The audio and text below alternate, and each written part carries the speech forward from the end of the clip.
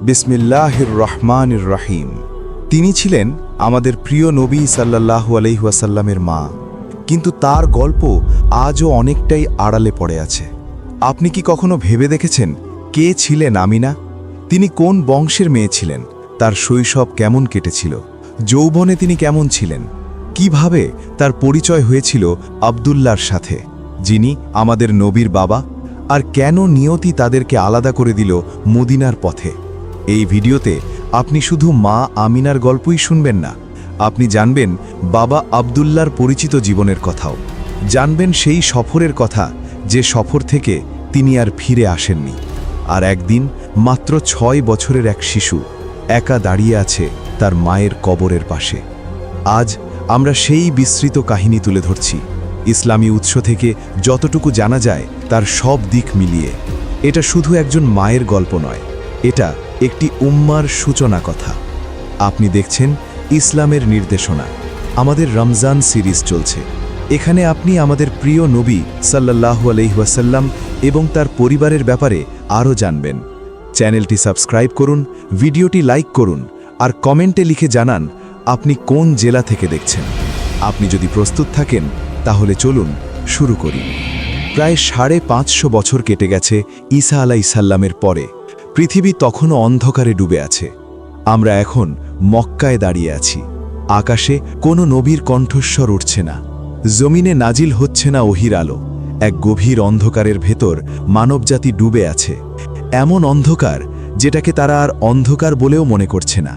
আল্লাহর নাম মানুষের মুখ থেকে অনেক আগেই হারিয়ে গেছে। এতটাই হারিয়ে গেছে যে অধিকাংশ মানুষ আর মনে রাখেনি কে তাদের রব। মানুষ নিজের হাতেই মাটি কেটে দেবতা বানাচ্ছে, পাথর কেটে মূর্তি গড়ছে, তারপর সেই নিজের বানানো পাথরের সামনে মাথা নত করছে। চোখ আছে কিন্তু দেখে না, সেই চোখের কাছে শিফা চাইছে। কান আছে কিন্তু শোনে না, সেই কানের কাছে রহমত চাইছে। আমাদের গল্প শুরু হচ্ছে এই অন্ধকার থেকেই, কারণ আপনি জানেন সবচেয়ে বড় আলো জন্ম নেয় সবচেয়ে গভীর অন্ধকারের ভেতর থেকে। এই শহরে ছিলেন একজন মানুষ, তার নাম ছিল ওয়াহাব। তিনি ছিলেন বনু জোহরা বংশের সন্তান, সম্মানিত পরিবার। তার স্ত্রীর নাম ছিল বাররা, কিন্তু তাদের কোনো সন্তান ছিল না। এক রাতে ওয়াহাব একটি স্বপ্ন দেখলেন। তিনি দেখলেন একটি বাগান, ফুলে ভরা। এক বৃদ্ধ মানুষ, চুল সাদা, মুখ চাঁদের মতো উজ্জ্বল, তার হাতে এক গুচ্ছ গোলাপ। তিনি সেই গোলাপ ওয়াহাবের হাতে দিলেন। ওয়াহাব যখন সেই গোলাপের ঘ্রাণ নিলেন, এমন এক মিষ্টি অনুভূতি পেলেন যেটা তিনি দুনিয়ায় কখনো পাননি। সকালে উঠে তিনি বিস্মিত, আর তখন বাররা বললেন তিনিও একই স্বপ্ন দেখেছেন। তারা গেলেন একজন গণকের কাছে। বৃদ্ধ লোকটি তার দাড়ি ধরে গভীরভাবে চিন্তা করল, অনেকক্ষণ চুপ রইল। তারপর বলল, হে ওয়াহাব, আপনার ঘরে একটি সন্তান জন্ম নেবে, আর সেই সন্তান এত সম্মান ও মর্যাদার অধিকারী হবে যে অল্প সময়ই সবার উপর ছায়া ফেলবে। এই কথার কিছুদিন পর বাররাহ গর্ভবতী হলেন। দিন কেটে যাচ্ছে, মক্কা আগের মতোই। রোদ জ্বলছে, মাতাল মানুষ রাস্তায় পড়ে আছে, চারদিকে গুনাহ আর জাহেলিয়াত। কিন্তু ওয়াহাবের ঘরের ভেতর উত্তেজনা, আনন্দ, অপেক্ষা। অতিথিরা এসেছে, দাওয়াতের আয়োজন হয়েছে। ওয়াহাব বাগানে বসে আছেন অতিথিদের সাথে, কিন্তু তার মন ঘরের ভেতরে। বাররাহ প্রসব বেদনায় কাতরাচ্ছেন। হঠাৎ একটি কান্নার শব্দ। কেউ এসে বলল, আপনার ঘরে সন্তান হয়েছে। ওয়াহাব তীরের মতো উঠে দাঁড়ালেন, দৌড়ে ঘরের ভেতর ঢুকলেন। সেখানে সাদা আর সবুজ রেশমে মোড়া এক ছোট্ট শিশু। আর আশ্চর্যের বিষয়, সে জন্মের সময় হাসছিল। হ্যাঁ, সে হাসছিল। ওয়াহাব শিশুটিকে কোলে নিলেন, তার নূর ভরা কপালে চুমু দিলেন। শিশুটি যেন জান্নাতের দিগন্ত থেকে ছুঁড়ে ফেলা এক পরী, যে এসে পড়েছে দুনিয়ার বাগানে। মক্কার মানুষের জন্য বড় দাওয়াত দেওয়া হলো, দাসদের মুক্ত করে দেওয়া হলো। সন্ধ্যা পর্যন্ত আনন্দ চলল। এই সময় নবীর দাদা আব্দুল মুত্তালিব দাঁড়ালেন। তখন তার বয়স প্রায় 50-এর কাছাকাছি। তিনি মানুষের সামনে বললেন, হে মানুষ, আমি ওয়াহাবের মেয়ের নাম রাখলাম আমিনা। অন্ধকার যুগের ভেতর যেন এক নূরের বীজ রোপণ করা হলো। বছর কেটে যাবে, সেই শিশু বড় হবে, ভালোবাসবে, বিয়ে করবে, অপেক্ষা করবে, কাঁদবে, ধৈর্য ধরবে। আর একদিন তার গর্ভে বহন করবে এই মহাবিশ্বের সবচেয়ে বড় আমানত। কিন্তু তার আগে তাকে বড় হতে হবে। সময় থেমে থাকে না। যে শিশু জন্মের সময় হাসছিল, সে এখন এক তরুণী। তার সৌন্দর্যের কথা চারদিকে ছড়িয়ে পড়েছে, কিন্তু তার সৌন্দর্য শুধু চেহারায় ছিল না, তার চোখে ছিল গভীরতা, চিন্তা, লজ্জা, মর্যাদা। মক্কায় তখন মেয়েদের খুব একটা গুরুত্ব দেওয়া হতো না। বেশিরভাগ সময় তাদেরকে শুধু বিয়ের জন্য প্রস্তুত করা হতো। কিন্তু আমিনাকে ভিন্নভাবে বড় করা হয়েছিল। তার বাবা তার সাথে কথা বলতেন, তার মতামত শুনতেন, পরামর্শ নিতেন। সেই সময়ের জন্য এটা ছিল অস্বাভাবিক। এদিকে মক্কার আরেক ঘরে নিয়তির আরেক অধ্যায় লেখা হচ্ছে। কুরাইশদের সম্মানিত নেতা আব্দুল মুত্তালিবের ছেলে আব্দুল্লাহ। তিনি ছিলেন মক্কার সবচেয়ে সুদর্শন এবং ভদ্র যুবকদের একজন। মানুষ তার কপালের নূর নিয়ে কথা বলত। দূর থেকে তরুণীরা তাকে দেখলে তাদের হৃদয় কেঁপে উঠত। কিন্তু আব্দুল্লাহ সাধারণ কেউ ছিলেন না। তিনি ছিলেন পবিত্র বংশের সন্তান, এমন এক শৃঙ্খল যা কখনো ব্যভিচারে স্পর্শিত হয়নি। তিনি ছিলেন পরিচ্ছন্ন, মর্যাদাবান, হারামের কাছেও যেতেন না। ইতিহাস বলছে তার বাবা আব্দুল মুত্তালিব পরিচিত ছিলেন সেই মানুষ হিসাবে যিনি জমজম কূপ আবার খুঁজে বের করেছিলেন। ঘটনাটা ছিল এমন। বছর কয়েক আগে আব্দুল মুত্তালিব কাবার পাশে হিজর নামের জায়গায় ঘুমিয়েছিলেন। সেই রাতে স্বপ্নে তিনি একটা আওয়াজ শুনলেন, হে আব্দুল মুত্তালিব, তাইয়েবা খনন করো। তিনি ঘুম থেকে উঠলেন। চারপাশে কেউ নেই, তাইয়ে বাকি। পরের রাতেও আবার সেই স্বপ্ন এলো। আবার একই নির্দেশ, বাররাহ খনন করো। ঘুম ভেঙে গেল। কিন্তু বাররাহ কি? তৃতীয় রাত এলো, আবার স্বপ্ন, মুজাম্মামা খনন করো। চতুর্থ রাতে শব্দটা একদম পরিষ্কার হলো, হে বরকতময় মানুষ, জমজম খনন করো। এবার তিনি জিজ্ঞেস করলেন, জমজম কি? উত্তর এলো, এটা এমন পানি যা কখনো শেষ হবে না, যার তল পাওয়া যাবে না। এটা হাজিদের পানি দেবে। এটা কোরবানির রক্ত ঝরার জায়গা আর পিঁপড়ের বাসার মাঝখানে। সকাল হতেই আব্দুল মুত্তালিব খনন শুরু করলেন। তার সাথে ছিলেন শুধু তার ছেলে হারিস। কুরাইশ নেতারা বাধা দিল, বলল, এটা কি করছেন? তারা ঠাট্টা করল, থামাতে চাইল। কিন্তু আব্দুল মুত্তালিব থামলেন না। খনন চলতে থাকল। হঠাৎ মাটির ভেতর এক ঝিলিক, তারপর পানি, স্বচ্ছ, প্রবাহমান, মিষ্টি, জামজাম। সেই বরকতময় পানি যেটা ইব্রাহিম আলাইহিসসালাম মরুভূমিতে রেখে গিয়েছিলেন, যেটা আমাদের মা হাজেরা আলাইহিসসালাম তার পায়ের আঘাতে খুঁজে পেয়েছিলেন, যেটা শত শত বছর মাটির নিচে চাপা পড়েছিল, সেটা আবার উপরে উঠে এলো। সেদিন আব্দুল মুত্তালিব কেঁদে ফেলেছিলেন, কিন্তু আনন্দের ভেতরেও ছিল এক ভারী বোঝা, কারণ তার একটি মান্যত ছিল, আর সেই মান্যত আনন্দের চেয়েও ভারী হয়ে দাঁড়ালো। সেই সময় তিনি একা ছিলেন। তার পাশে ছিল শুধু হারিস। গোত্রের লোকেরা তাকে অবহেলা করত। সেই একাকিত্বে তিনি আল্লাহর কাছে দোয়া করেছিলেন, হে আমার রব, আমাকে যদি 10টি ছেলে দেন, আমি তাদের একজনকে আপনার জন্য কোরবানি করব। বছর কেটে গেল। আল্লাহ সেই দোয়া শুনেছিলেন, কারণ আল্লাহ সব সময় শোনেন। এক এক করে 10টি ছেলে জন্ম নিল। প্রতিটি আগের চেয়ে শক্তিশালী, প্রতিটি আগের চেয়ে সাহসী। মক্কায় এখন আর কেউ আব্দুল মুত্তালিবের সামনে দাঁড়াতে পারে না, কারণ তার পেছনে দাঁড়িয়ে আছে 10টি সিংহের মতো সন্তান। কিন্তু প্রতিশ্রুতির ভার এখন অসহ্য হয়ে উঠেছে। এক রাতে তিনি স্বপ্নে শুনলেন, হে আব্দুল মুত্তালিব, তোমার মান্যত পূরণ করো। তিনি একটি দুম্বা কোরবানি করলেন। মনে হলো এটা যথেষ্ট নয়। একটি গরু কোরবানি করলেন।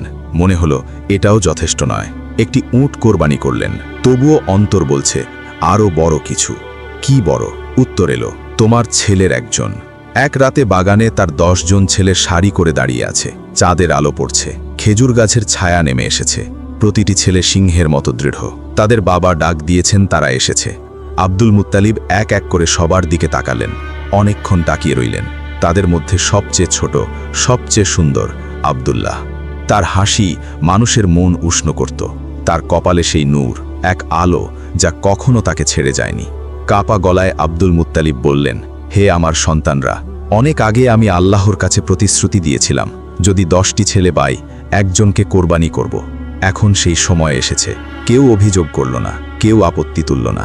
তারা বলল, আপনি আমাদের বাবা, আপনার সিদ্ধান্ত আমরা মেনে নিলাম। আপনি যা ভালো মনে করেন করুন। তারপর তিনি বললেন, তোমরা প্রত্যেকে একটি করে তীর নাও, তাতে নিজের নাম লেখো। 10টি তীর, 10টি নাম। তারা কাবার ভেতরে গেল। লটারি টানা হলো। ফল এলো আব্দুল্লাহ। তার হাত কাঁপল, তিনি আবার টানলেন, আবার আব্দুল্লাহ। তৃতীয়বার, চতুর্থবার, পঞ্চমবার, প্রতিবারই আব্দুল্লাহ। আব্দুল্লাহ কোনো আপত্তি করলেন না। তার মুখে অভিযোগ নেই, ভয় নেই। তিনি বাবার দিকে তাকিয়ে বললেন, তাহলে দেরি করবেন না, আমি সবসময় আপনার সিদ্ধান্ত মানতে প্রস্তুত ছিলাম। তিনি দুহাত খুলে বাবাকে জড়িয়ে ধরলেন। আব্দুল মুত্তালিব তাকে এমনভাবে আঁকড়ে ধরলেন যেন আর কখনো ছাড়বেন না। খবর ছড়িয়ে পড়ল, আব্দুল্লাহকে কোরবানি করা হবে। কুরাইশ নেতারা এসে বলল, না, আপনি যদি আজ আপনার ছেলেকে কোরবানি করেন, কাল আমরা সবাই আমাদের সন্তানদের কোরবানি করব। এটা একটা রীতি হয়ে যাবে, এটা বন্ধ করা যাবে না, অন্য পথ খুঁজুন। তারা খাইবারের এক গণকের কাছে গেল। বৃদ্ধ লোকটি গভীর চিন্তা করল, তারপর বলল, আব্দুল্লাহ আর উটের মধ্যে লটারি করুন। 10টি উট দিয়ে শুরু করুন।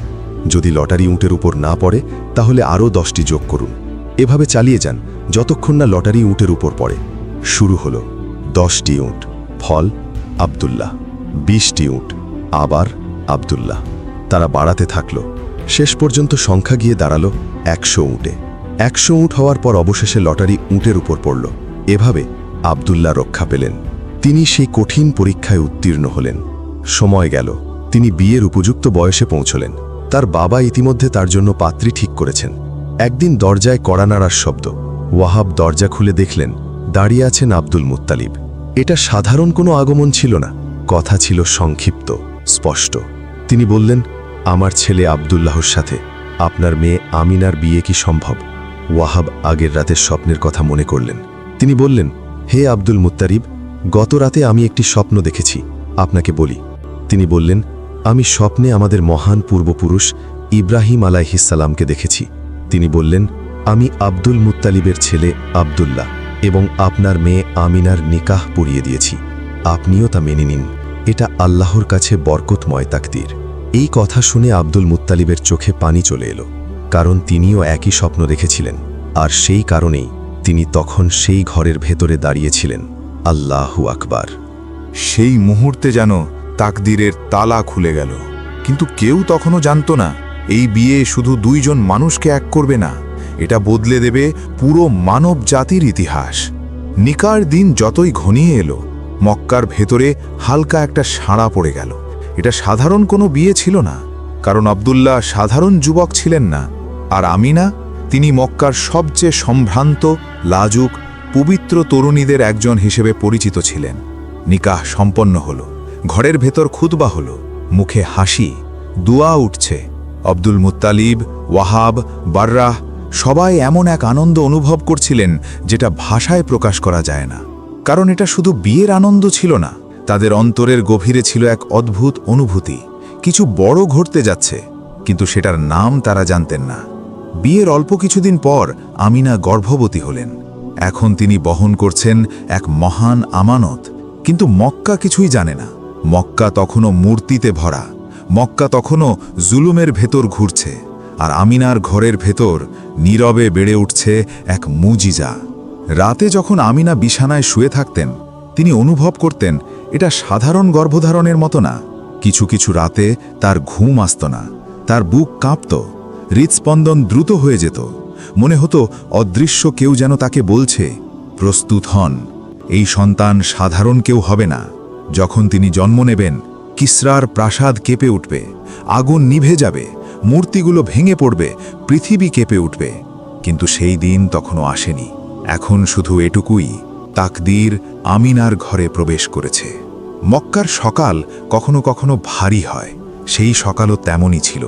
সূর্য উঠেছে, কিন্তু আমিনার অন্তরে এক ছায়া। ধীরে ধীরে তার গর্ভের জীবন স্পষ্ট হচ্ছে।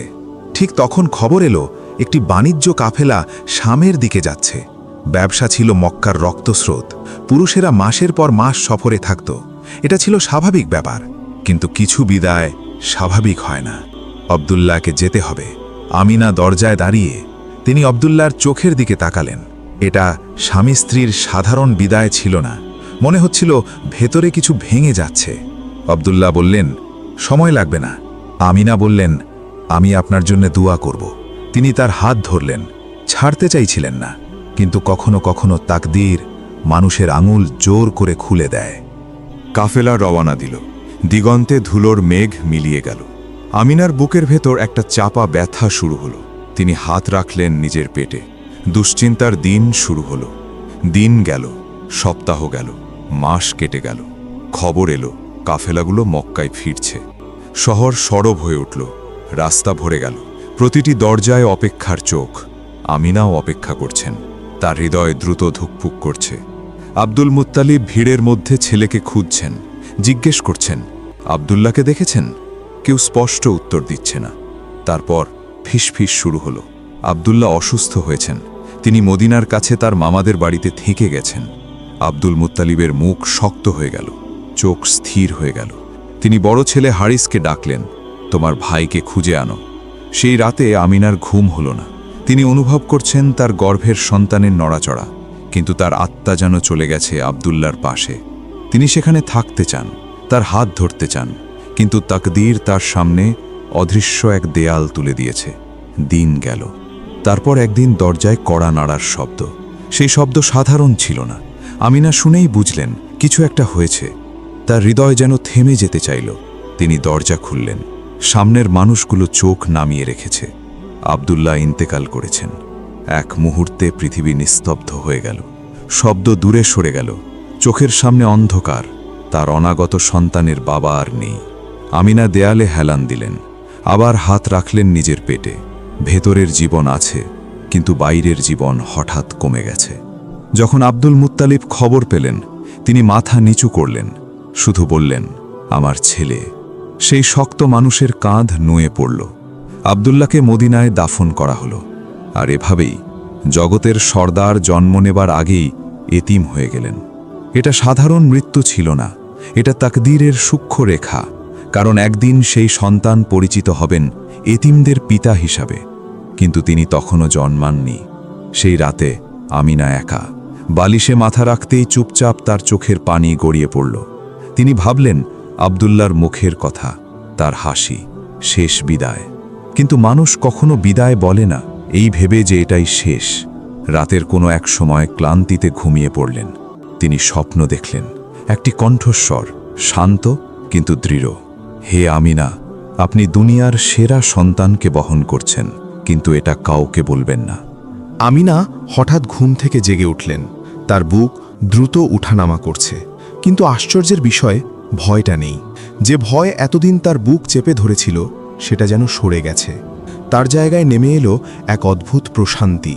তিনি স্বামীকে হারিয়েছেন, কিন্তু তিনি একা নন। তার গর্ভের সন্তান সাধারণ কেউ না।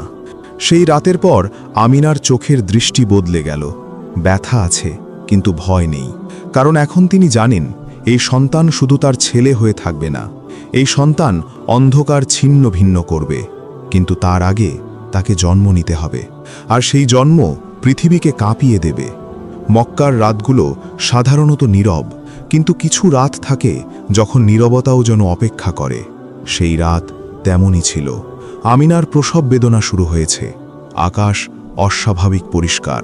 তারাগুলো যেন আজ একটু বেশি কাছে। হাওয়ার শব্দও অন্যরকম, না খুব জোরে না খুব আস্তে। মনে হচ্ছে কিছু একটা ঘটার অপেক্ষায় আছে। আমিনা এটা নন, তার পাশে কিছু নারী আছে, কিন্তু তার অন্তরের ভেতরে এক নিঃসংহতা, যেখানে কেউ ঢুকতে পারে না। আব্দুল্লাহ নেই। প্রতিটি ব্যথার সাথে তিনি তার অনুপস্থিতি নতুন করে অনুভব করছেন, কিন্তু একই সাথে একটা প্রশান্তি তার বুক ভরিয়ে দিচ্ছে, যেটা ভাষায় বলা যায় না। স্বপ্নের সেই কণ্ঠস্বর এখনও তার কানে বাজছে, আপনি দুনিয়ার সেরা সন্তানকে বহন করছেন। বেদনা বাড়ছে, আরও তীব্র হচ্ছে। এক মুহূর্তে তিনি চোখ বন্ধ করলেন। যা তিনি দেখলেন সারা জীবন ভুলতে পারেননি। মনে হলো ঘরের দেওয়াল প্রসারিত হয়ে যাচ্ছে, কক্ষটা বড় হয়ে যাচ্ছে। তার চোখের সামনে থেকে যেন একটা পর্দা সরিয়ে নেওয়া হলো।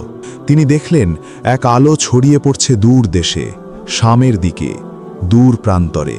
তিনি দেখলেন আকাশে নড়াচড়া, যেন ফেরেশতাদের অবতরণ। একই সময়ে মক্কার বাইরে অন্য জায়গাতেও কিছু ঘটছে।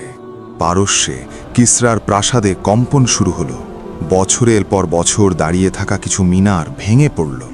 1000 বছর ধরে জ্বলে থাকা আগুন হঠাৎ নিভে গেল। তাবেরিয়া হ্রদ শুকিয়ে গেল। কাবার ভেতরের মূর্তিগুলো মুখ থুবড়ে পড়ে গেল। পৃথিবী এক মোড় ঘুরছে, কিন্তু পৃথিবী নিজে তা বুঝতে পারছে না। ঠিক সেই মুহূর্তে একটি শিশু জন্ম নিল। কিন্তু এই জন্ম সাধারণ ছিল না। শিশুটি জন্মের পর কাঁদল না, সে হাসল। মহিলারা একে অপরের দিকে তাকালো। এ কেমন শিশু? আমিনা তার সন্তানকে কোলে নিলেন। প্রথমবার তার দিকে তাকালেন। তার বুক কেঁপে উঠল। তিনি এখন একটি এতিম সন্তানের মা, কিন্তু একই সাথে তিনি মানবজাতির সবচেয়ে বড় আমানতের ধারক। এই সময় আব্দুল মুত্তালিব কাবার কাছে ছিলেন, রাতে দোয়া করছিলেন। হঠাৎ খবর এলো আমিনা সন্তান জন্ম দিয়েছেন। তিনি দৌড়ালেন। বয়স হয়তো বেড়েছে, কিন্তু তার গতি ছিল হরিণের মতো দ্রুত। ঘরে ঢুকলেন। ঘরে ঢুকে তিনি দেখলেন আমিনার কোলে সাদা কাপড়ে মোড়ানো এক শিশু। তিনি বললেন, আমার নাতিকে আমাকে দাও, আমি তাকে চুমু দিই। তিনি শিশুটিকে কোলে নিলেন, চুমু দিলেন, আবার চুমু দিলেন। সেই মুহূর্তে তিনি অনুভব করলেন এক নূর তার হৃদয়ে প্রবেশ করল। তিনি কেঁপে উঠলেন। এই শিশুর মধ্যে কিছু আলাদা ব্যাপার আছে। সপ্তম দিন এলো। মক্কায় বড় দাওয়াত দেওয়া হলো। উট জবাই করা হলো, ভেড়া বিতরণ করা হলো, কবিতা আবৃত্তি হলো। সবাই কৌতূহলী, তার নাম কি রাখা হবে? আব্দুল মুত্তালিব দাঁড়ালেন, বললেন, আমি তার নাম রেখেছি মুহাম্মদ। মানুষ অবাক হয়ে গেল। এ নাম তো আপনার পূর্বপুরুষদের মধ্যে নেই। তিনি বললেন, আমি চাই তিনি আসমানে আল হাক্কের কাছে প্রশংসিত হন আর জমিনে মানুষের কাছে প্রশংসিত হন। মুহাম্মদ প্রশংসিত, মনোনীত, সম্মানিত। কিন্তু তিনি তখনও দোলনায়। সেই রাতেই এক ইহুদি আলেম মক্কার রাস্তায় হাঁটছিলেন। তিনি চিৎকার করে বলছিলেন, আহমদের নক্ষত্র উদিত হয়েছে। কেউ পুরো বুঝতে পারছিল না তিনি কি বলছেন, কিন্তু তিনি বুঝেছিলেন। শিশুটির পিঠে একটি চিহ্ন ছিল, নবুয়তের মোহর। যারা সেই মোহর দেখেছিল তারা বুঝেছিল এক যুগ শেষ হয়েছে, আরেক যুগ শুরু হয়েছে। আমিনা, তিনি শুধু তার সন্তানকে মায়ের হৃদয় দিয়ে দেখছিলেন। তিনি তাকে দুধ পান করাচ্ছেন, বুকে জড়িয়ে রাখছেন। প্রতিটি দৃষ্টিতে আছে আনন্দ, আবার আছে গভীর এক কষ্ট, কারণ তিনি জানেন তার ছেলে বাবাহীন হয়ে বড় হবে। কিন্তু একই সাথে তিনি এটাও অনুভব করেন এই সন্তান সাধারণ তাকদির নিয়ে আসেনি। সেই রাতে আসমান আনন্দ করেছিল, কিন্তু জমিন এখনও তা বুঝে উঠতে পারেনি। জাহিলিয়াতের যুগ তখন ঘুমিয়ে আছে। উদিত সূর্যের খবর তাদের জানা নেই, আর সেই সূর্য এখনও দোলনায়। সেই জন্মের পর মক্কার সকাল আর আগের মতো রইল না। ভোরের প্রথম আলোয় আমিনা তার সন্তানের দিকে তাকালেন। ছোট্ট হাত, শান্ত মুখ, গভীর স্থিরতা। তাকে দেখলে মনে হয় না সে নতুন এই পৃথিবীর সাথে মানিয়ে নিতে চেষ্টা করছে। মনে হয় সে যেন আগেই সব জানে। মায়ের হৃদয় কিছু জিনিস না বললেও বুঝে যায়। দুধ পান করাতে করাতে আমিনার চোখে পানি চলে এলো। মনে মনে বললেন, তোমার বাবা যদি আজ তোমাকে দেখতে পারতেন। এই কথাগুলো তার অন্তরের ভেতর প্রতিধ্বনিত হতে লাগল। আব্দুল মুত্তালিব তার নাতিকে কোলে নিয়ে কাবায় গেলেন। এটা সাধারণ কোনো যাওয়া ছিল না। তিনি শিশুটিকে কোলে ধরে অনেকক্ষণ তাকিয়ে রইলেন। তার হৃদয়ের ভেতর কি চলছিল কেউ জানে না, কিন্তু সেদিন তিনি তাকে সাধারণ নাতির মতো দেখেননি। মনে হচ্ছিল ভবিষ্যতে কি ঘটবে তার আভাস যেন তিনি অনুভব করছেন। কারণ দূর দেশ থেকে কিছু গুঞ্জন আসতে শুরু করেছে। লোকেরা বলছে এই শিশুর জন্মের রাতে পারস্যে মূর্তি পড়ে গেছে, প্রাসাদ কেঁপে উঠেছে, 1000 বছরের আগুন নিভে গেছে। মানুষ কথা বলছে, কিন্তু কেউ প্রকাশ্যে কিছু বলতে সাহস করছে না, কারণ একটি শিশুর জন্মে সাম্রাজ্য কেঁপে উঠেছে। এটা মেনে নেওয়া সহজ নয়, কিন্তু তাকদীর মানুষের বুদ্ধির সীমায় আটকে থাকে না। আমিনার জন্য জীবন নতুন এক সংগ্রামে পরিণত হল। তিনি এখন বিধবা, এক তরুণী যিনি স্বামী হারিয়েছেন, আর এক এতিম সন্তানের মা। মক্কার সমাজ শক্ত পুরুষদের কাঁধে দাঁড়িয়েছিল। বিধবা হওয়া সহজ ছিল না, কিন্তু আমিনা দুর্বল ছিলেন না। তার চোখে দুঃখ আছে, কিন্তু তার মাথা নত নয়। তিনি যখন ছেলের দিকে তাকান, শক্তি পান। রাতে যখন তাকে বুকে জড়িয়ে রাখেন, তার অন্তরের ব্যথা একটু হালকা হয়। এক রাতে সন্তানকে ঘুম পাড়াতে পাড়াতে তিনি তাকিয়ে থাকলেন। নরম স্বরে ফিসফিস করে বললেন, তুমি বাবাহীন হয়ে বড় হবে। কথাটা বলেই তার মনে এক অনুভূতি জাগল। যা ক্ষতি মনে হচ্ছে, হয়তো তা আল্লাহর হিকমা। একদিন এই সন্তান ইয়েতিমদের মাথায় হাত রাখবেন, নিজে ইয়েতিম হয়ে বড় হবেন, তাদের কষ্ট বুঝবেন, তাদের সান্ত্বনা দেবেন। হয়তো বাবাহীন বড় হওয়াই তার হৃদয়কে কোমল করবে। আর পৃথিবীতে ভরসা করার মতো বাবা না থাকায় তিনি আরও বেশি আল্লাহর দিকে ঝুঁকবেন। দিন কেটে গেল, কিছুদিন পর সেই সময়কার রেওয়াজ অনুযায়ী শিশুকে মরুভূমিতে কোনো দুধ মায়ের কাছে পাঠানোর কথা উঠল। মক্কার বাতাস ভারী ছিল। শিশুদের সুস্থ রাখার জন্য পরিষ্কার হাওয়ার জায়গায় পাঠানো হতো। সাথে সাথে তারা শুদ্ধ আরবি ভাষা শিখত। দুধ মায়েরা মক্কায় আসত, শিশুদের নিয়ে নিজ নিজ গোত্রে ফিরত। সেদিন তারাও এলো। প্রত্যেকে চায় ধনী পরিবারের শিশু নিতে, কারণ এতে আর্থিক সহায়তা পাওয়া যায়। যখন তারা মোহাম্মদ সাল্লাল্লাহু আলাইহি ওয়াসাল্লামের কাছে এলো, ইয়েতিম এই শব্দটাই তাদের সিদ্ধান্ত বদলে দিল। বাবা নেই, মানে নিয়মিত পারিশ্রমিকের নিশ্চয়তা নেই। অনেক দুধ মা তার পাশ দিয়ে চলে গেল, একবার তাকিয়েও দেখল না। আমিনা সব দেখলেন। এক মুহূর্তের জন্য তার বুক কেঁপে উঠল, কিন্তু মুখে কিছু প্রকাশ করলেন না। শেষ পর্যন্ত তাদের মধ্যে সবচেয়ে কষ্টে থাকা এক নারী, হালিমা বিনতে আবি জুয়াইব, তার কাছে এগিয়ে এলেন। হালিমার উট ছিল দুর্বল, পশুগুলো দুধ দিচ্ছিল না। তার কাফেলাই ছিল সবচেয়ে ধীর। ধনী পরিবারের কোনো শিশু তিনি পাননি। শেষে বললেন, চলুন অন্তত এই ইয়েতিম শিশুটিকেই নিয়ে যাই। সেই মুহূর্তে কেউ জানত না এই সিদ্ধান্ত বরকতের দরজা খুলে দেবে। হালিমা মোহাম্মদ সাল্লাল্লাহু আলাইহি ওয়াসাল্লামকে কোলে নিলেন। সেই মুহূর্তে কিছু বদলে গেল। তার উট শক্তিশালী হয়ে উঠল, দুধ বেড়ে গেল। সফরের পথে তাদের কাফেলা সবার আগে চলতে লাগল। বরকত তাদের পিছু পিছু আসছে। তারা মরুভূমির দিকে রওনা দিল। আমিনা আবার দরজায় দাঁড়িয়ে। আবার এক বিদায়। প্রথমে স্বামীকে বিদায় দিয়েছেন, এবার ছেলেকে। তার হাত শূন্য, কিন্তু চোখ দৃঢ়। তিনি হাত তুললেন, দোয়া করলেন, হে আল্লাহ, আপনি তাকে হেফাজত করুন। মরুভূমি এক ইয়েতিম শিশুকে বুকে নিল, কিন্তু এই মরুভূমি সাধারণ কাউকে বহন করছে না। এই শিশু সেই সন্তান যিনি অন্ধকার ভেঙে দেবেন। কেউ তখনও বুঝতে পারেনি, কিন্তু আসমান জানত। যখন দুধমা হালিমা ছোট্ট মোহাম্মদ সাল্লাল্লাহু আলাইহি ওয়াসাল্লামকে কোলে নিয়ে তার গোত্রের পথে রওনা দিলেন, মনে হলো বাতাসের দিকটাই বদলে গেছে। তার উট হঠাৎ দ্রুত চলতে শুরু করল। যে পশুগুলো আগে পেছনে ছিল তারা সামনে চলে এলো। প্রথমে হালিমা কিছুই বুঝতে পারলেন না, কিন্তু অল্প সময়ের মধ্যেই তার মনে পরিষ্কার হয়ে গেল, এই শিশু সাধারণ নয়। গোত্রে পৌঁছানোর পর বরকত আরও স্পষ্ট হলো। যে পশুগুলো আগে দুধ দিত না তারা দুধ দিতে শুরু করল। শুষ্ক জমিনে স্বস্তির অনুভূতি ছড়িয়ে পড়ল। হালিমার স্বামী অবাক হয়ে গেলেন, বললেন, এই শিশুর আগমনের পরই সব বদলে গেছে। হালিমা চুপ থাকলেন। তিনি আর তাকে এতিম বলে ডাকতেন না। প্রতিবার তাকে কোলে নিলে তার হৃদয়ে এমন এক প্রশান্তি নামত যা ভাষায় বোঝানো যায় না। শিশুটি বড় হতে লাগল, আর হালিমার বিস্ময়ও বাড়তে লাগল। কখনো কখনো তিনি রাতে তার ঘুমন্ত মুখের দিকে তাকিয়ে থাকতেন। মনে হতো এই শিশুর ভেতরে কোনো গভীর রহস্য আছে। এদিকে মক্কায় আমিনার সময় ধীরে চলছিল। ঘর নীরব, বুক শূন্য। তিনি ভাবছেন, তার ছেলে এখন কি করছে? দূরে সে ঠান্ডায় কাঁপছে না তো, ক্ষুধার্ত না তো, কাঁদছে না তো। মায়ের মন কখনো শান্ত থাকে না যখন সন্তান দূরে থাকে, কিন্তু আমিনার অন্তরে ছিল তাওয়াক্কুল, স্বপ্নের সেই কণ্ঠস্বর, সেই প্রশান্তি। মনে হতো অদৃশ্য এক হেফাজত তার সন্তানকে ঘিরে রেখেছে। বছর দ্রুত কেটে গেল। মোহাম্মদ সাল্লাল্লাহু আলাইহি ওয়াসাল্লামের বয়স প্রায় 4 বছর। এখন মরুভূমি এখন তার ঘরের মতো হয়ে গেছে। কিন্তু একদিন তার জীবনের প্রথম বড় অস্বাভাবিক ঘটনা ঘটল। সেদিন তিনি অন্য শিশুদের সাথে খেলছিলেন। আকাশ পরিষ্কার, হাওয়া হালকা। হঠাৎ সাদা পোশাক পরা 2 সত্তা উপস্থিত হল। শিশুরা ভয়ে স্থির হয়ে গেল। তারা মোহাম্মদ সাল্লাল্লাহু আলাইহি ওয়াসাল্লামকে মাটিতে শুইয়ে দিল।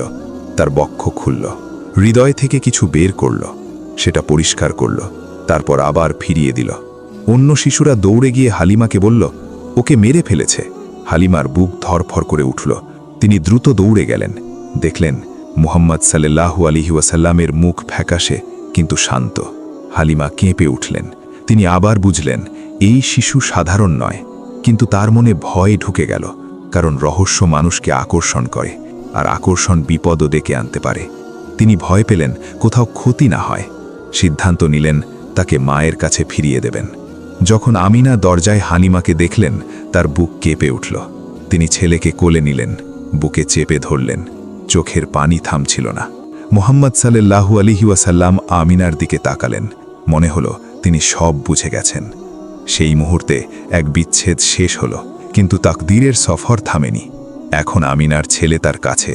তিনি তাকে যত্নে রাখছেন, কিন্তু অন্তরের ভেতর একটা অনুভূতি, সময় খুব বেশি নেই। সিদ্ধান্ত নিলেন মদিনায় যাবেন, আব্দুল্লাহর কবর জিয়ারত করবেন, তার চাচাদের সাথে দেখা করবেন, অতীতের মুখোমুখি হবেন। এই সফর সাধারণ ছিল না। একজন মা আর তার এতিম ছেলে আবার মরুভূমির পথে। কিন্তু এই সফরে তাদের জন্য আরেক বিচ্ছেদ অপেক্ষা করছিল।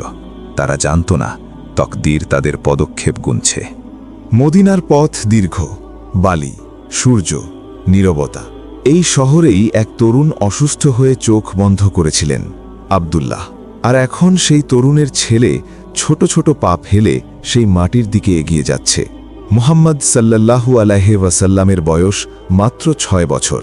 তার চোখ গভীর। মদিনায় পৌঁছে আমিনা ছেলেকে নিয়ে গেলেন আব্দুল্লাহর কবরের কাছে। ছোট্ট মুহাম্মদ সাল্লাল্লাহু আলাইহি ওয়াসাল্লাম মাটির দিকে তাকিয়ে রইলেন, কিছুক্ষণ নীরব। হয়তো জীবনে প্রথমবার তিনি এক গভীর শূন্যতা অনুভব করলেন। এক শিশু যে কোনোদিন বাবা বলে ডাকতে পারবে না, সেই শূন্যতা নিঃশব্দে তার হৃদয়ে লেখা হয়ে গেল। আমিনা হাঁটু গেড়ে বসলেন, মাটি স্পর্শ করলেন, চোখ দিয়ে অশ্রু গড়িয়ে পড়ছে। তিনি শক্ত, কারণ তার ছেলে তার পাশে। জিয়ারতের পর তারা মক্কার পথে রওনা দিলেন। হেরার পথ আগমনের চেয়ে ভারী। আমিনার মুখ ফ্যাকাশে। মদিনাতেই দুর্বলতা শুরু হয়েছিল। মরুভূমিতে প্রবেশ করার পর তার জ্বর বেড়ে গেল। তাদের সাথে ছিলেন খাদেমা উম্মে আইমান, কিন্তু অসুস্থতা বাড়ছিল। ছোট্ট মুহাম্মদ মায়ের পাশে বসে আছেন। তার ছোট হাত মায়ের দুর্বল আঙুল ধরে আছে। মরুর হাওয়া নরমভাবে বইছে। আকাশ বিশাল, কিন্তু সেই মুহূর্তে পৃথিবী খুব ছোট মনে হচ্ছিল। আমিনা ছেলের দিকে তাকালেন, তার চোখে ভালোবাসা আর বিদায়ের আভাস। বললেন, আমার সন্তান। থেমে গেলেন। মনে হচ্ছিল অনেক কথা বলতে চান, কিন্তু শব্দ যথেষ্ট নয়। শেষে শুধু বললেন, আল্লাহ আপনাকে হেফাজত করুন। তারপর চোখ বন্ধ করলেন। আবুয়া নামের এক জায়গায় মরুভূমির মাঝখানে এক তরুণী মা তার 6 বছরের ছেলের সামনে শেষ নিঃশ্বাস ত্যাগ করলেন। মুহাম্মদ সাল্লাল্লাহু আলাইহি ওয়াসাল্লাম মায়ের মুখের দিকে তাকিয়ে রইলেন। হয়তো ভাবলেন মা ঘুমিয়ে আছেন, কিন্তু উম্মে আইমানের চোখের পানি সত্য জানিয়ে দিচ্ছিল। সেই মুহূর্তে 6 বছরের এক শিশু পুরোপুরি এতিম হয়ে গেল। তিনি কখনো বাবাকে দেখেননি, এখন মাকেও হারালেন। মরুভূমি নীরব, কিন্তু সেই নীরবতা হৃদয়ের গভীরে ঢুকে যায়। এক শিশু মায়ের পাশে দাঁড়িয়ে আছে, তার হৃদয়ে নেমে এলো এক গভীর ক্ষত। দাফন করা হলো আমিনাকে বালিহ দাফনে, অল্প বয়সে। পেছনে রেখে গেলেন তার সবচেয়ে বড় আমানত, মাত্র 6 বছরের শিশু। উম্মে আইমান ছোট্ট মুহাম্মাদের হাত ধরলেন। তারা মক্কার পথে হাঁটা শুরু করলেন, কিন্তু এবার তার পাশে মা নেই। পথ দীর্ঘ, আর প্রতিটি পদক্ষেপের সাথে একাকিত্ব আরও ভারী হয়ে উঠছে। যখন তারা মক্কায় পৌঁছাল, আব্দুল মুত্তালিব তার নাতিকে দেখলেন।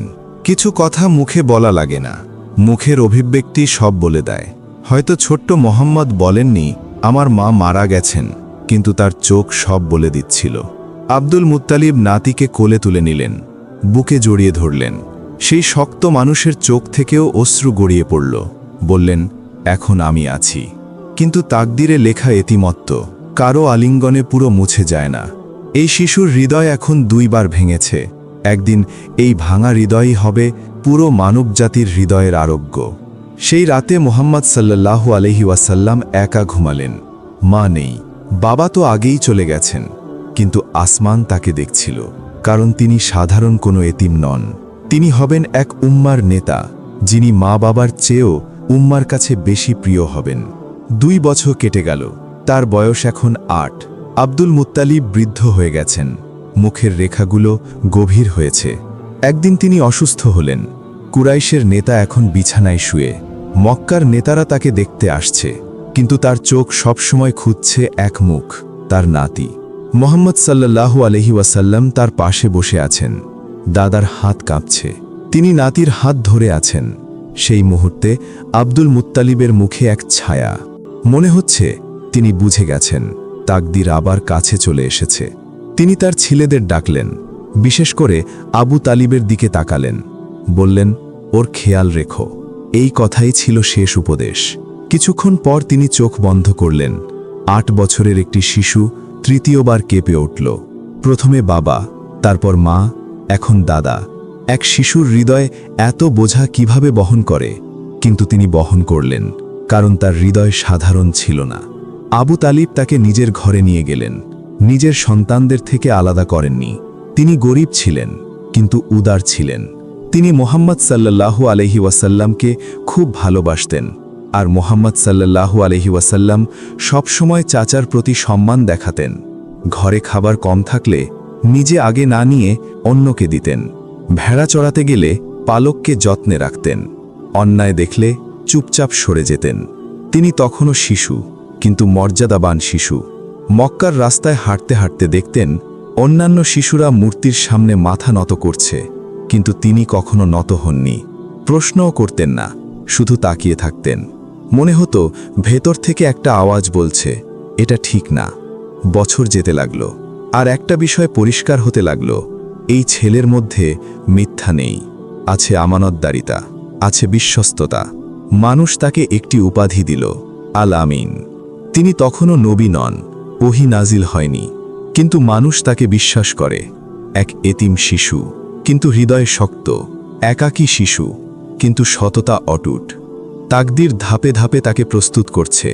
এতিমত্ব তাকে কোমল করেছে, ক্ষতি তাকে পরিণত করেছে, নীরবতা তাকে গভীর করেছে। এখন তিনি জীবনের পরের ধাপে হাঁটছেন, কিন্তু মক্কা এখনও অন্ধকারে। মূর্তিগুলো দাঁড়িয়ে আছে, জুলুম চলছে। তিনি জানেন না একদিন এই মূর্তিগুলো ভেঙে পড়বে, এই অন্ধকার ছিন্ন হবে, কিন্তু তাকদীর তাকে সেই দিনের দিকে নিয়ে যাচ্ছে। মক্কার রাস্তা কঠিন পাথরের, জ্বলন্ত বালি, ভিড়ভাট্টা বাজার, প্রতিটি মোড়ে মূর্তি। মুহাম্মদ সাল্লাল্লাহু আলাইহি ওয়াসাল্লাম আর শিশু নন, তিনি যৌবনে পা দিচ্ছেন। কিন্তু এই যৌবন সাধারণ নয়। অন্য যুবকেরা আনন্দে ব্যস্ত, কবিতা সভায় সময় কাটায়, গোত্রের গর্বে মেতে ওঠে, কখনো বেপরোয়া আচরণ করে। তিনি আলাদা, রাতে উল্লাসে যোগ দেন না, মূর্তির সামনে মাথা নত করেন না, অন্যায়ের সাথে জড়ান না। চাচা আবু তালিব গরিব, ঘরের জীবন সহজ নয়। মুহাম্মদ সাল্লাল্লাহু আলাইহি ওয়াসাল্লাম ছোট বয়সেই কাজ শুরু করলেন, ভেড়া চড়ালেন। তিনি একজন রাখাল হলেন। মরুভূমির নিঃসঙ্গতা তাকে চিন্তা করতে শিখিয়েছে। পাল পাহারা দিতে দিতে তিনি আকাশের দিকে তাকাতেন, সূর্যাস্তের লাল আভা দেখতেন, রাতে তারা দেখতেন, গভীরভাবে ভাবতেন। রাখালের আকাশ বিস্তৃত হয়, কিন্তু তার আকাশ শুধু বিস্তৃত নয়, গভীরও। একদিন তিনি চাচার সাথে শামের বাণিজ্য কাফেলায় যোগ দিলেন। দীর্ঘ সফর, মরুর গরম, রাতের ঠান্ডা, পথের ক্লান্তি, কিন্তু তার মুখে অভিযোগ নেই। কাফেলা যখন বুসরার কাছে পৌঁছাল, এক সন্ন্যাসী তাকে লক্ষ্য করলেন। তিনি দীর্ঘক্ষণ তাকিয়ে রইলেন, মনে হচ্ছিল কিছু খুঁজছেন। তারপর চাচাকে জিজ্ঞেস করলেন, এই ছেলেকে? আবু তালিব বললেন, আমার ভাতিজা। তার বাবা কি বেঁচে আছেন? না, তার বাবা ইন্তেকাল করেছেন। সন্ন্যাসীর মুখে গম্ভীর ভাব এলো। বললেন, এই শিশু সাধারণ নয়। এই কথায় আবু তালিবের মনে ভয় ঢুকে গেল। হয়তো সেদিন প্রথম কোনো অপরিচিত মানুষ স্পষ্ট করে বলল, এই যুবক আলাদা। আবু তালিব সফর ছোট করলেন, তাকে রক্ষা করার জন্য দ্রুত ফিরে এলেন। কিন্তু তাকদীর তার কাজ চালিয়ে যাচ্ছে। যৌবনে মুহাম্মদ সাল্লাল্লাহু আলাইহি ওয়াসাল্লাম কখনো বেপরোয়া হননি, মিথ্যা বলেননি, কারো ক্ষতি করেননি। মানুষ তাদের জিনিসপত্র তার কাছে আমানত রাখত, কারণ তিনি বিশ্বস্ত। আল আমিন, এই নামই তার চরিত্রের সারাংশ। এখনও ওহী আসেনি, নবুয়ত শুরু হয়নি, কিন্তু চরিত্র প্রস্তুত, হৃদয় প্রস্তুত, পবিত্রতা প্রস্তুত। মনে হয় আসমান আগে তার হৃদয়কে প্রস্তুত করছে। একদিন মক্কায় বড় বিরোধ দেখা দিল। কাবা পুনর্নির্মাণ হচ্ছিল, হাজারে আসওয়াদ আবার স্থাপন করতে হবে। কিন্তু কোন গোত্র এই সম্মান পাবে? প্রতিটি গোত্র চায় এই মর্যাদা। বিতর্ক বাড়ল, তলোয়ার বের হওয়ার উপক্রম, রক্ত ঝরতে পারত। শেষে তারা সিদ্ধান্ত নিল, যে ব্যক্তি সবার আগে প্রবেশ করবে সেই সিদ্ধান্ত দেবে। সেই মুহূর্তে যিনি কাবার প্রাঙ্গণে প্রবেশ করলেন, তিনি মুহাম্মদ সাল্লাল্লাহু আলাইহি ওয়াসাল্লাম। ভিড়ের ভেতর সঙ্গে সঙ্গে স্বস্তির ঢেউ ছড়িয়ে গেল। মানুষ বলল, আল আমিন এসেছে। তারা তাকে বিশ্বাস করত। মুহাম্মদ সাল্লাল্লাহু আলাইহি ওয়াসাল্লাম একটি কাপড় আনলেন। হাজরে আসওয়াদকে সেই কাপড়ের মাঝখানে রাখলেন। প্রতিটি গোত্রের নেতা কাপড়ের এক এক কোণা ধরলেন। সবাই মিলে পাথরটি উঠালো। তারপর মুহাম্মদ নিজ হাতে সেটিকে তার স্থানে বসিয়ে দিলেন। রক্ত ঝরল না, তলোয়ার বের হল না, বিরোধ শেষ হয়ে গেল।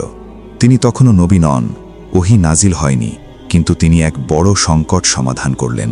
তিনি ন্যায় বিচার দেখালেন নবুয়তের আগেই।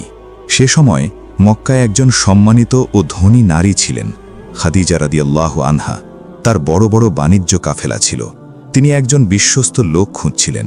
তিনি মুহাম্মদ সাল্লাল্লাহু আলাইহি ওয়াসাল্লামের সততার কথা শুনেছিলেন। তাকে ডেকে পাঠালেন, শামের বাণিজ্যে পাঠালেন। যুবক মুহাম্মদ সাল্লাল্লাহু আলাইহি ওয়াসাল্লাম আবারও নিজেকে আলাদা প্রমাণ করলেন। লাভ বেড়ে গেল। তিনি মিথ্যা বললেন না, প্রতারণা করলেন না। খাদিজার খাদেম মাইসারা সফরের ঘটনা খুলে বলল, এই মানুষটি আলাদা। খাদিজা গভীরভাবে চিন্তা করলেন, এই যুবকের মধ্যে মর্যাদা আছে, পবিত্রতা আছে, বিশ্বাসযোগ্যতা আছে। একদিন খাদিজা নিজেই বিয়ের প্রস্তাব পাঠালেন। এই বিয়ে সাধারণ ছিল না, এটা ছিল সমর্থন, এটা ছিল শান্তি, এটা ছিল আশ্রয়।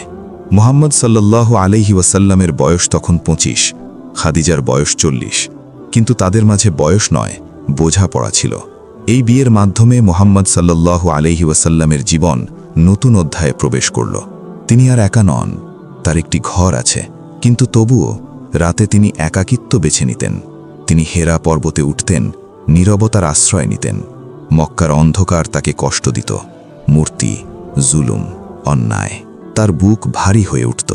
হেরা গুহায় বসে ঘণ্টার পর ঘণ্টা ভাবতেন, নিজেকে খুঁজছিলেন, হয়তো উত্তর খুঁজছিলেন। তিনি তখনও জানতেন না, কিন্তু সময় ঘনিয়ে আসছিল। তার বয়স 40-এর দিকে এগোচ্ছে, আর আসমান আবার কথা বলার প্রস্তুতি নিচ্ছে। এখন একটু মনে করুন আমাদের মা আমিনা রাদিয়াল্লাহু আনহার শেষ কথাগুলো। তিনি তার সন্তানকে বলেছিলেন, আমি স্বপ্নে যা দেখেছি তা সত্য হলে তোমাকে আল্লাহ নবী হিসাবে পাঠাবেন। তুমি মানুষকে হালাল হারাম জানাবে।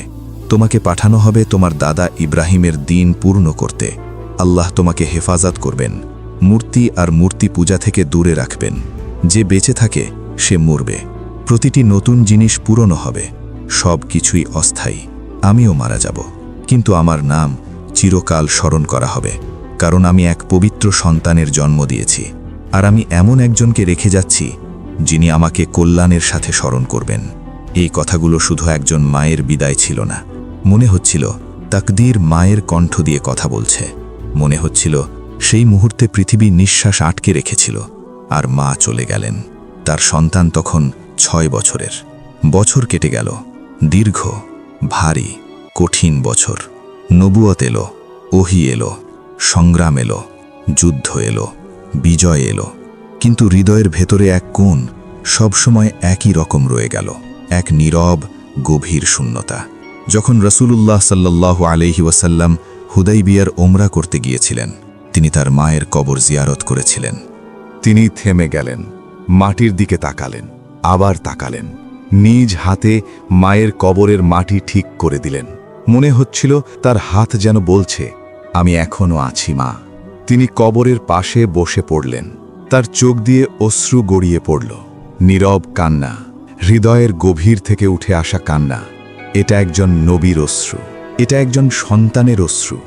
যারা তাকে দেখছিলেন, সাহাবীরা, তারা নিজেরাও ধরে রাখতে পারলেন না, সবাই কেঁদে উঠলেন। সেই মুহূর্ত সেখানে উপস্থিত প্রতিটি হৃদয়ে চিরদিনের জন্য গেঁথে গেল। একজন কাঁপা কণ্ঠে জিজ্ঞেস করলেন, হে আল্লাহর রসূল, আপনি কেন কাঁদছেন? তার উত্তর প্রতিটি হৃদয়কে ভারী করে দিল। তিনি বললেন, আমার মায়ের দয়া আমাকে ঘিরে ধরেছে, তাই আমি কাঁদছি। একটু ভাবুন, তিনি জীবনে কখনো একা ছিলেন না। সাহাবীরা সব সময় পাশে ছিলেন, কিন্তু মা ছাড়া থাকা, এটা আলাদা।